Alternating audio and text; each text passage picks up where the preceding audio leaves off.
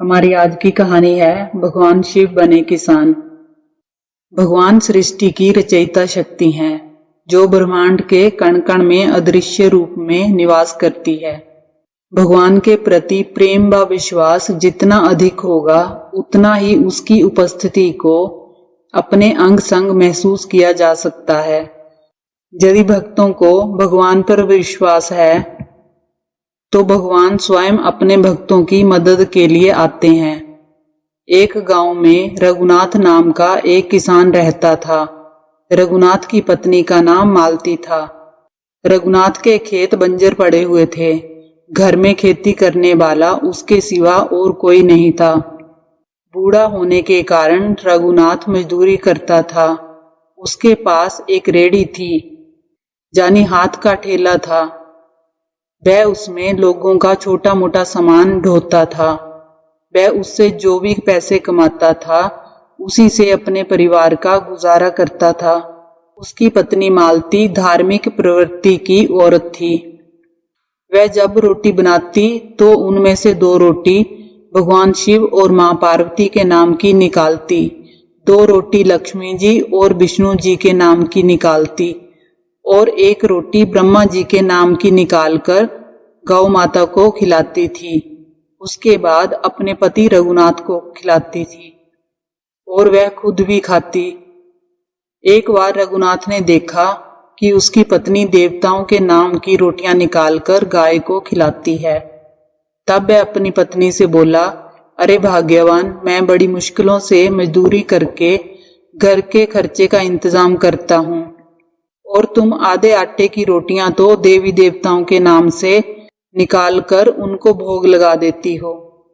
आधे आटे की रोटी से हम दोनों पेट भरते हैं, ऊपर से तेरा यह दान मुझे बहुत तकलीफ देता है। मैं ठहरा एक मजदूर, इतनी कमाई कहाँ से लाऊं? तेरा यह दान पुण्य करने का व्यवहार कब तक सहन करूं? तुम देवताओं के लिए क्यों रोटियां देती हो? ये सुनकर मालती को बड़ा दुख होता है और वह दुखी मन से रघुनाथ से कहती है कि सुनो जी, जिन देवी देवताओं के आशीर्वाद और कृपा के कारण ही हमें रोटियां मिलती हैं, तो हम उनको भोग क्यों ना लगाएं। जिस दिन तुम्हें मजदूरी नहीं मिलेगी, तब हमारे साथ साथ यह देवी देवता भी भूखे रहेंगे।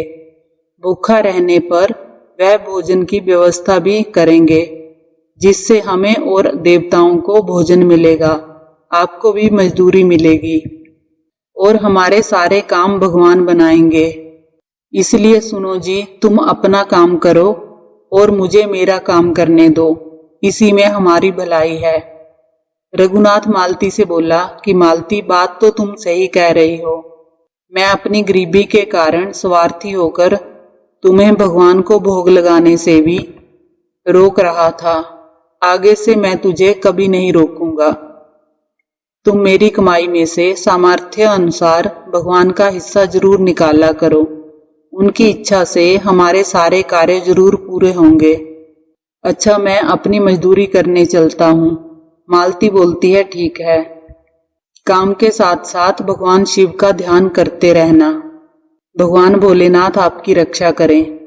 रघुनाथ ने कहा, अरे तुम चिंता मत करो, मैं भगवान शिव का ध्यान करता रहूंगा।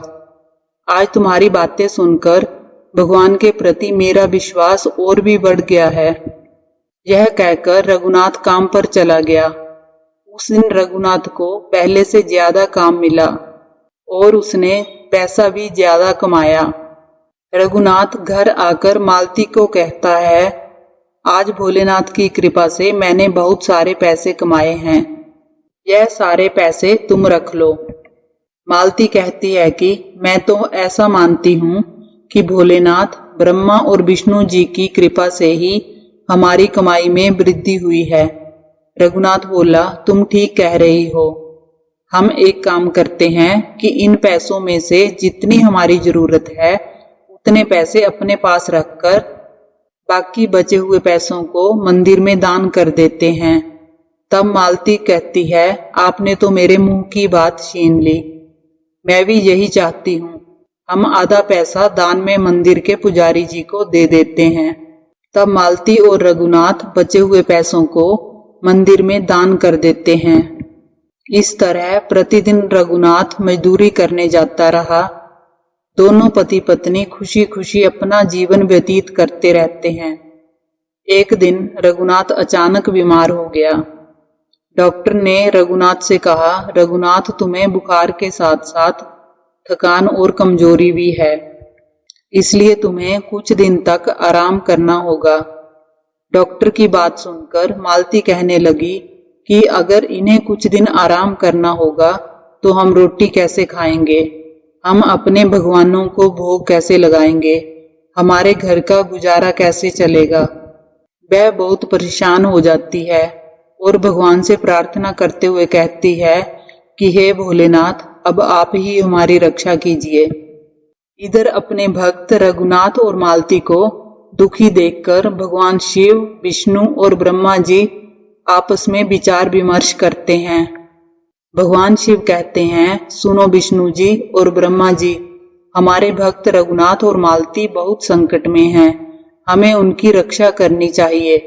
तब भगवान विष्णु बोले, हे महादेव, आप आज्ञा दें, हमें क्या करना चाहिए। तब महादेव बोले कि मैं स्वयं किसान बनकर रघुनाथ के खेत में हल चलाऊंगा। विष्णुदेव, तुम इंद्रदेव को आदेश देकर खेतों में बारिश करवा दो, और ब्रह्मदेव, आप अन्नपूर्णा देवी से उसके खेतों में अन्न की व्यवस्था करवाएं। इससे रघुनाथ के खेतों में अच्छी फसल होगी। इस प्रकार तीनों देवताओं ने अपनी लीलाओं से चमत्कार दिखाया। रघुनाथ के बंजर खेतों में फसल लहराने लगी। इधर रघुनाथ की तबीयत ज्यादा खराब होने से मालती दुखी होकर भोलेनाथ से प्रार्थना करते करते रघुनाथ के चरणों में सो जाती है। तभी भोलेनाथ उसके सपने में आकर कहते हैं, देवी, आंखें खोलो और अपने खेतों पर जाकर देखो। तुम्हारे खेत अन्न से भरे लहरा रहे हैं। तुम्हारे पति को अब मजदूरी नहीं करनी पड़ेगी। शीघ्र ही तुम्हें संतान का सुख भी प्राप्त होगा। इतना कहकर भगवान शिव अंतर्ध्यान हो गए। मालती ने तुरंत आंखें खोली तो देखा वहां पर कोई नहीं था। उसने अपने पति से कहा कि भगवान भोलेनाथ मेरे सपने में आए थे। उन्होंने मुझसे कहा है कि अब तुम्हें मजदूरी करने की कोई जरूरत नहीं है, क्योंकि तुम्हारे खेतों में फसल लहरा रही है। मालती की बात सुनकर रघुनाथ हैरानी से बोला कि तुम ये क्या कह रही हो भाग्यवान, क्या तुमने सच में ऐसा सपना देखा है। रघुनाथ के थोड़ा ठीक होने पर मालती कहती है कि चलो खेतों में चलकर देखते हैं। रघुनाथ और मालती अपने खेतों पर जाकर देखते हैं कि बंजर खेत अनाज से भरे लहरा रहे हैं। दोनों बहुत खुश हो जाते हैं। रघुनाथ कहता है, अरे भाग्यवान, ये कैसे हो गया, ये कैसा चमत्कार है। तब मालती कहती है, देखा तुमने, ये उन्हीं देवताओं की महिमा है जिन्हें हम भोग लगाते थे, उनके नाम की रोटियां निकालते थे, और तुम कहते थे कि रोजाना देवताओं को रोटियां देने से क्या होगा। हमने जो उनके प्रति भावना रखी, भोलेनाथ ने आज वह ऋण चुका दिया है।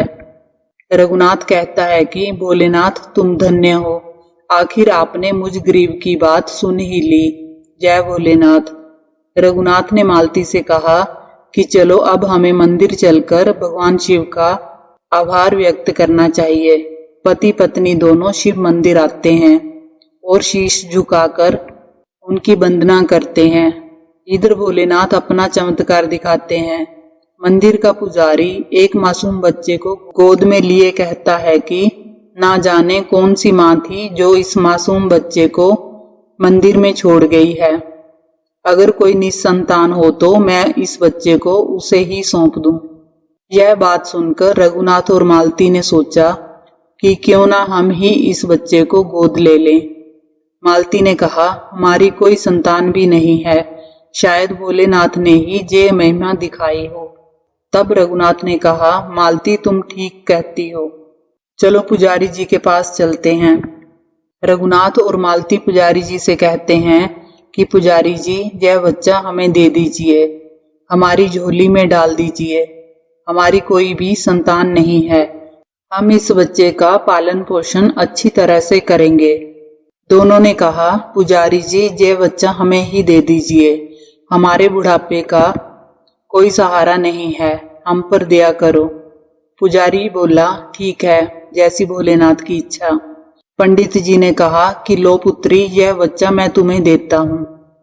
मालती कहती है, लाइए पंडित जी, यह बच्चा कितना प्यारा है। पंडित जी, आपका बहुत बहुत धन्यवाद। भोलेनाथ ने हमारी प्रार्थना सुन ली, हमारी मनोकामना पूरी कर दी।